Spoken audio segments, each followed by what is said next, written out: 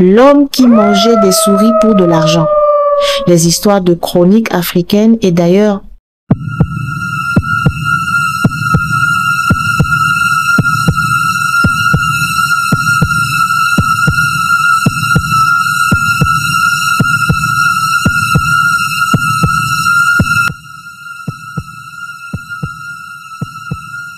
L'histoire se passe à Lokpom, un quartier vibrant mais usé de Douala, un homme que la vie avait pris en grippe, Bernard.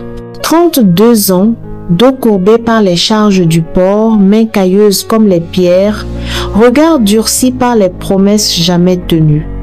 Il était chargeur au port de Douala. Ce n'était pas vraiment un métier mais une survie.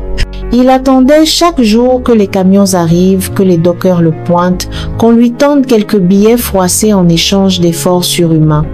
La sueur coulait plus que les francs CFA. Bernard vivait dans une pièce en tôle ondulée, partagée avec les moustiques, les rats et les rêves oubliés. Les nuits étaient longues, moites, parfois pleurantes sous la pluie. Il rêvait souvent, mais mal. Des rêves brisés, fuyant entre les interstices de son toit percé. Les gens du quartier l'appelaient l'homme invisible. Il passait et personne ne le regardait. Il respirait, mais personne n'entendait. Sauf sa misère. Elle criait fort. Un jour, une enveloppe glissée sous sa porte changea tout. Une invitation. Papier épais, dorure sur les bords. Sa cousine Joséphine, partie depuis des années, invitait la famille à une fête grandiose pour célébrer sa promotion dans une entreprise pétrolière. Bernard hésita.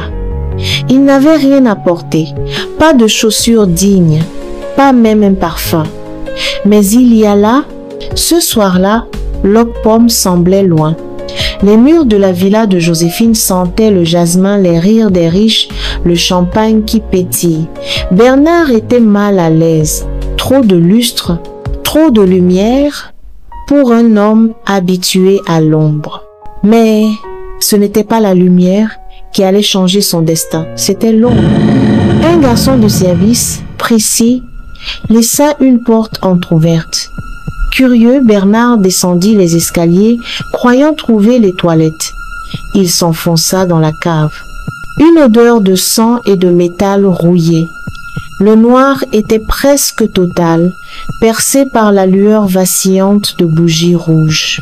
Là, dans la pièce, son beau-frère, Martial, était agenouillé devant un autel recouvert de plumes, de chaînes et de restes des souris.